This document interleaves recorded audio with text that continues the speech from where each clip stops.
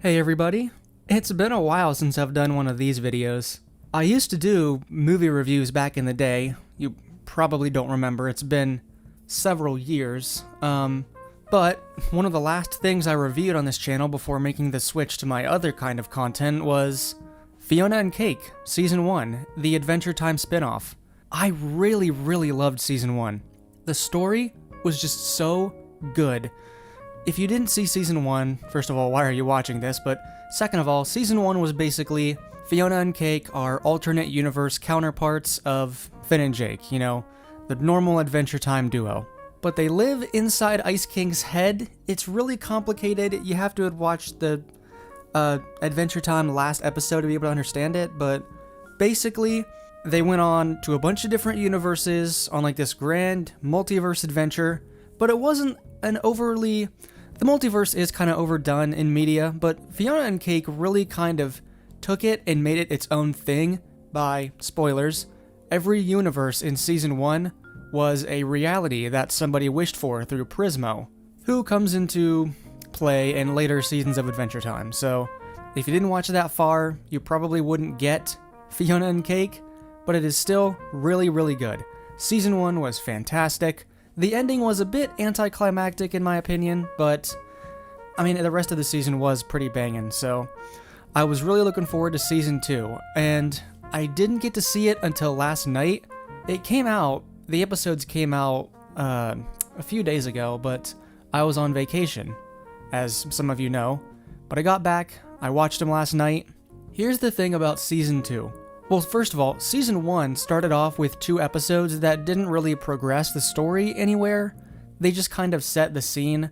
You're in Fionna and Cake's universe, there's nothing magical happening, but then the episodes kind of end with a cliffhanger.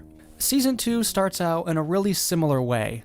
First 2 episodes, they're just set up for the rest of the season, but I didn't mind that. This season has more of a distinct style. The end cards have a sort of storybook kind of look to them, look and feel to them, and that makes sense when you watch these episodes. This season is very clearly going to focus on Huntress Wizard, which is a character in the main series that we didn't know too much about, but we're going to get a lot more world building with her here. These first 2 episodes are called The Hare and the Sprout and The Crocodile Who Bit a Log, and if you look on the Adventure Time wiki, there are some more names for some more episodes, and they kind of follow that naming scheme. The blank and the blank who blank, you know, that kind of stuff. And it kind of fits the tone of old storybook vibes. And it's not something I was expecting from this show, but it is welcome. Like, that's what I love about this team. The Adventure Time team is really good at making things feel so grounded and very cohesive. You know what I mean? There's an undeniable Adventure Time feeling to that main show and to Season 1 of Fionna and Cake, and that is still present here. Distant Lands had it as well. They're making other Adventure Time stuff. I hope they're using the same team. This season feels very Adventure Time. So if this is your first time checking out a Fionna and Cake thing, like a video on it or review, I would definitely recommend it if you enjoyed the main series. It feels the same. Obviously a bit more adult, but we'll get into that. The titles themselves are cryptic. The Hare and the Sprout kinda makes sense. Finn's got that, like, animal look going on with the hat, the hair, and the Sprout being Huntress Wizard. The Crocodile Who Bit a Log, a little more... Oh, you know what? No, I just now figured it out. There is a part in the second episode where a crocodile bites a log. That took me a minute to really put that together, but I got there in the end. So, a few notable things about this season. A few voice actors have been replaced. Fionna and Cake are the same as far as I'm aware, but Huntress Wizard is definitely different from the main series. Something in your notes has the quality of a powerful evocation spell. What spirit guides your hands?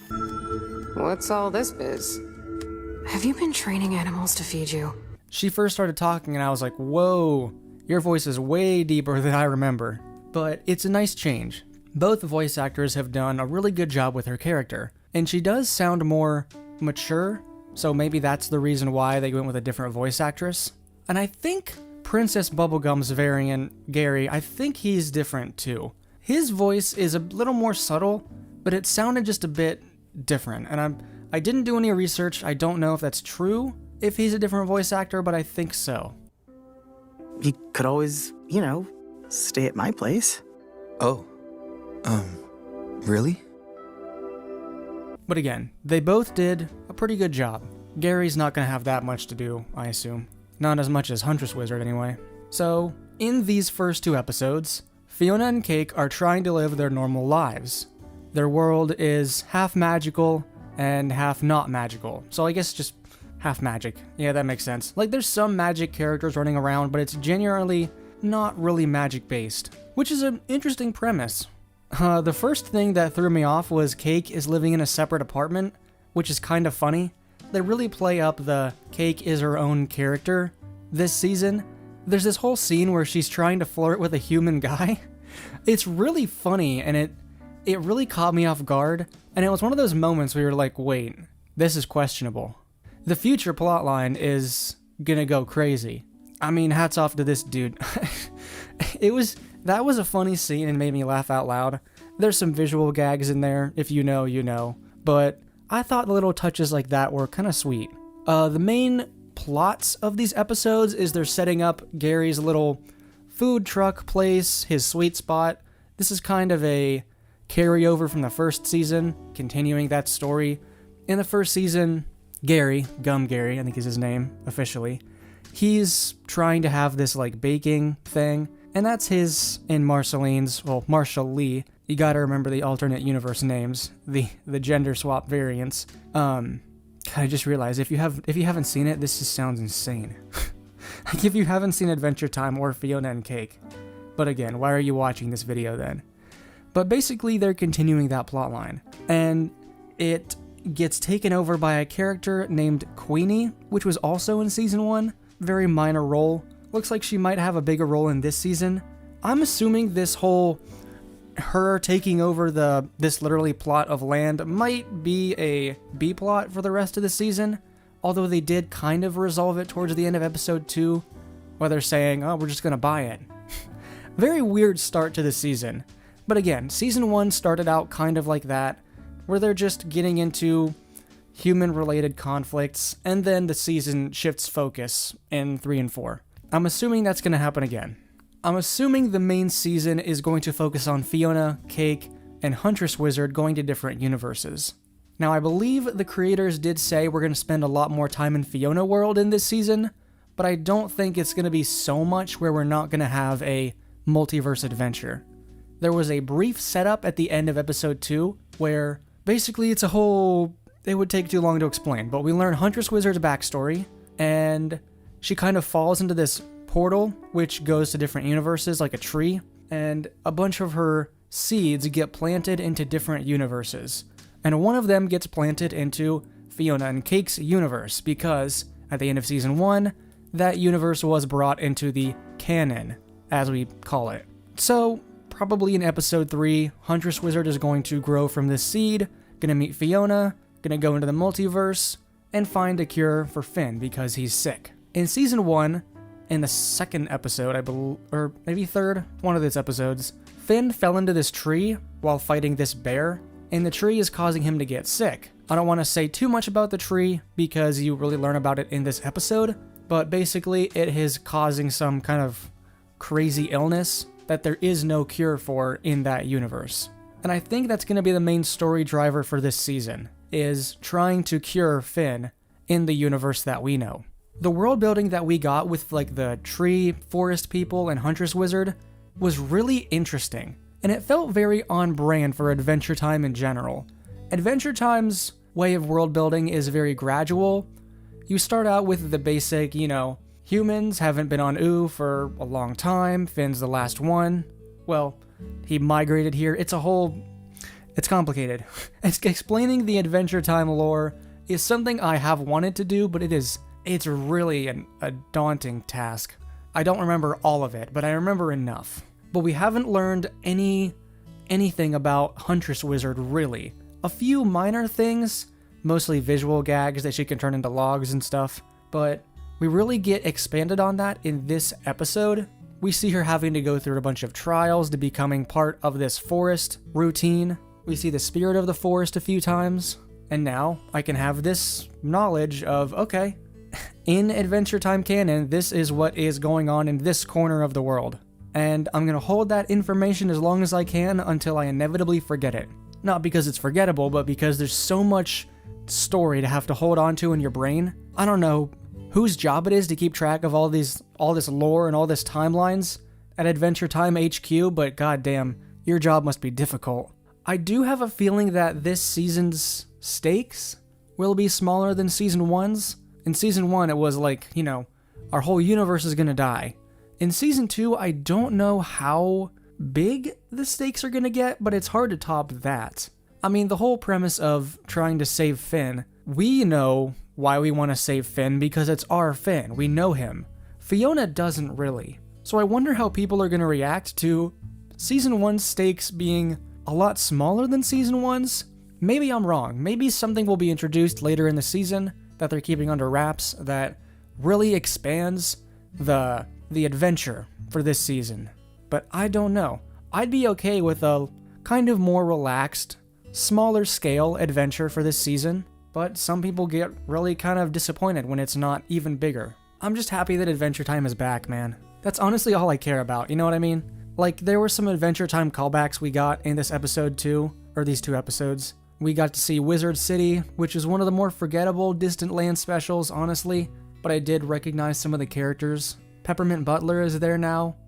We got to see the Vampire King's animal form, and those 2 were the only real big, call-outs I remember from this episode, but they were pretty, not super deep cut, but deep cut enough to where you'd be like, oh, I didn't know that was a callback. But I do because I remember enough about the main series. This lion, if I can find the footage of it from this season, I can find some footage of it from the main series if I can't find footage of Fionna and Cake's lion, but basically, in Adventure Time, the Vampire King was defeated by Marceline in the later seasons, and his vampire essence got sucked out by Princess Bubblegum, and he became this lion.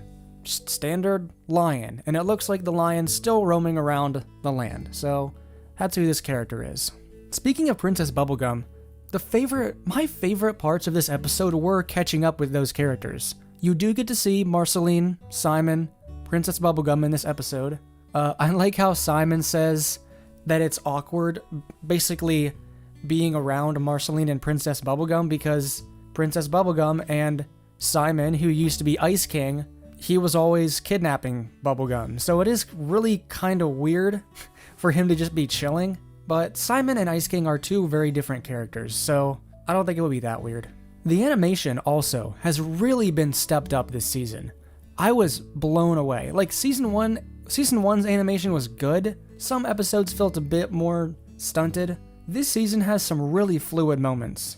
The intro especially, but even just with generic, character movements. There's a lot of stuff with Huntress Wizard that is very well done. Actually, Huntress Wizard's backstory is animated in a different style, and it's one that's more soft and, whimsical, and it's just really enjoyable. Also, I vastly prefer this season's intro over season 1's. Not that season 1 was bad.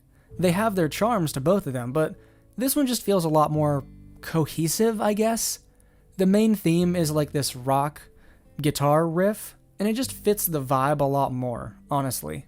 Last season's intro felt kind of chaotic and thrown together. Again, not bad. It still described the season well enough, but in terms of vibes and atmosphere, this one feels a lot more fleshed out than the first one. Oh, and the adult territory. Having Adventure Time get into some adult territory, some real adult territory, is part of what makes this so fun. Sure, the original series had, deep themes and the occasional...